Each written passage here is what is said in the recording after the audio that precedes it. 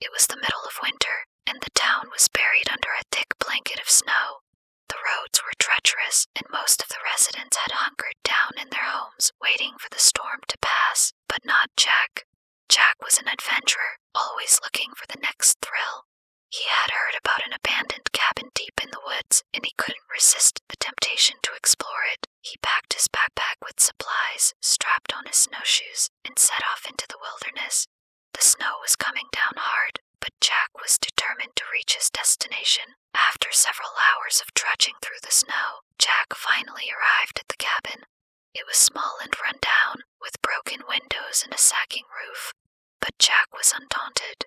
He pushed open the door and stepped inside. The cabin was empty, except for a single chair in the middle of the room. Jack was about to explore further when he heard a strange noise coming from outside. It sounded like footsteps crunching through the snow. Jack tensed up, his heart pounding in his chest. He tried to tell himself that it was just the wind, or maybe an animal, but he couldn't shake the feeling that he was being watched. He slowly made his way to the window and peered out. In the distance, he could see a figure moving through the snow. It was too far away to make out any details, but Jack had a sinking feeling that he knew who it was. He backed away from the window, feeling a sense of dread wash over him.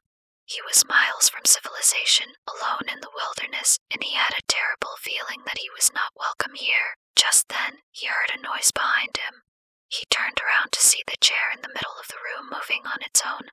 It was as if someone was sitting in it, but there was no one there. Jack backed away slowly, his eyes fixed on the chair.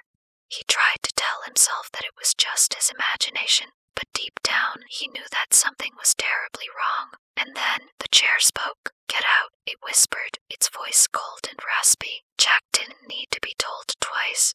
He turned and ran for the door, his heart pounding in his chest.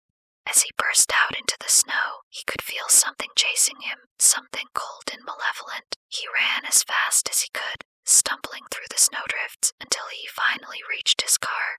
He jumped in, turned the key, and peeled out onto the road. As he drove away, he could still hear the whispers echoing in his mind. He knew that he had narrowly escaped with his life, and he vowed never to go back to that cursed cabin again.